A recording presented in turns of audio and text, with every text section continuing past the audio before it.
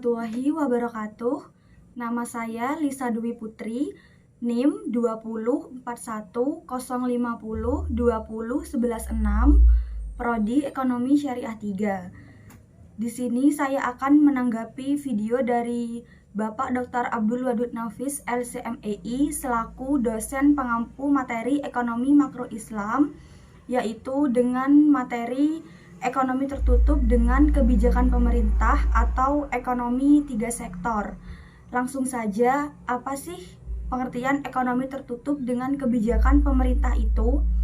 Ekonomi 3 sektor adalah perekonomian yang meliputi kegiatan dalam sektor perusahaan, rumah tangga, dan pemerintah. Nah, seperti yang kita ketahui, bedanya dari ekonomi 2 sektor pada materi kemarin, yaitu ekonomi 2 sektor tidak ada pemerintah, hanya perusahaan dan rumah tangga.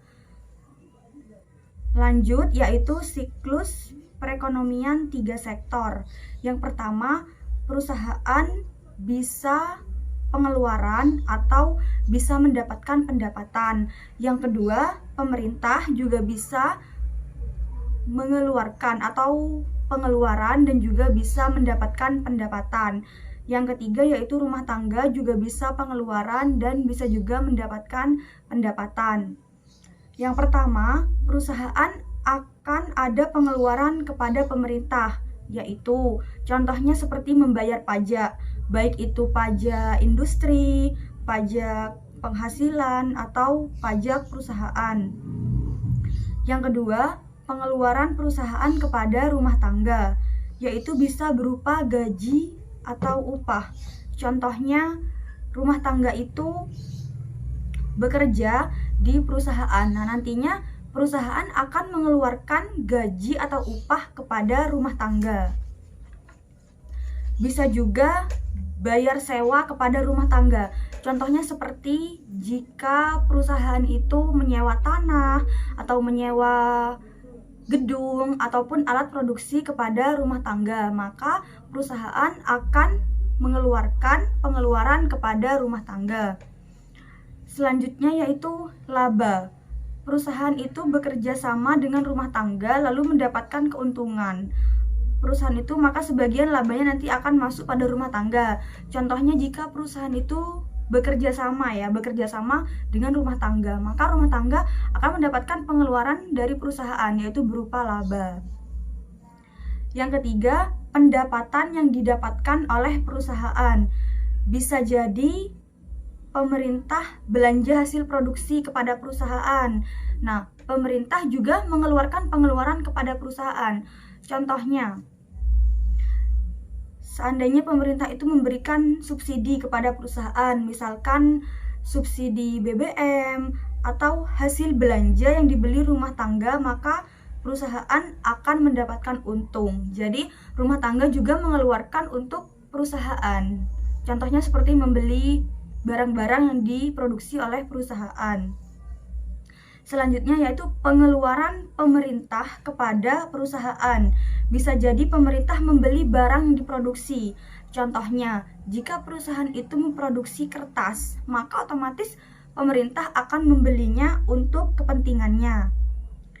Pemerintah juga mengeluarkan gaji atau upah kepada rumah tangga. Kan banyak sekali ya rumah tangga itu yang bekerja di pemerintah. Contohnya seperti menjadi pegawai negeri sipil, menjadi PNS. Jadi otomatis perusahaan akan mengeluarkan pengeluaran yaitu berupa gaji atau upah kepada PNS tersebut karena telah berkontribusi bekerja di pemerintah. Selanjutnya, pengeluaran rumah tangga kepada perusahaan, yaitu membeli barang hasil industri perusahaan. Pengeluaran rumah tangga kepada pemerintah itu bisa berupa pajak. Di perekonomian 3 sektor ini tidak melibatkan atau tidak ada hubungan luar negeri. Jadi hanya dalam lingkup negara. Cukup di dalam lingkup negara, tidak ada keterlibatan antar luar negeri, tidak ada ekspor dan impor. Adanya campur tangan pemerintah menimbulkan 2 perubahan penting. Nah, dari perekonomian 2 sektor berubah menjadi perekonomian 3 sektor itu menimbulkan 2 perubahan penting. Yang pertama, pungutan pajak yang dilakukan oleh pemerintah atau T menambah pengeluaran agregat AE pada industri dan rumah tangga. Nah, ini jelas ya, pengeluarannya akan semakin besar. Karena apa? Karena akan membayar pajak kepada pemerintah. Nah, sedangkan di ekonomi 2 sektor itu sama sekali tidak membayar pajak karena tidak ada keterlibatannya dengan pemerintah. Yang kedua, pajak memungkinkan pemerintah melakukan perbelanjaan dan ini akan menaikkan perbelanjaan agregat.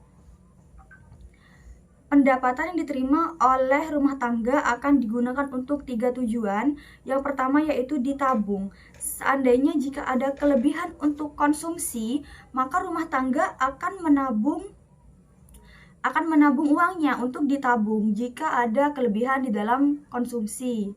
Jika tidak ada, itu tidak ditabung. Jadi jika lebih ditabung. Yang kedua, membayar pajak. Dan yang ketiga, untuk membiayai konsumsi. Yang terakhir yaitu efek pajak terhadap konsumsi dan tabungan. Pajak akan menurunkan YD atau pendapatan disposable sejumlah T, sehingga YD sama dengan Y dikurangi T. Karena YD turun, konsumsi dan tabungan juga otomatis turun. Jadi seperti itu tanggapan saya kepada video Bapak Dr. Abdul Wadud Nafis, yaitu tentang ekonomi 3 sektor. Demikian video tanggapan saya. Terima kasih. Wassalamualaikum warahmatullahi wabarakatuh.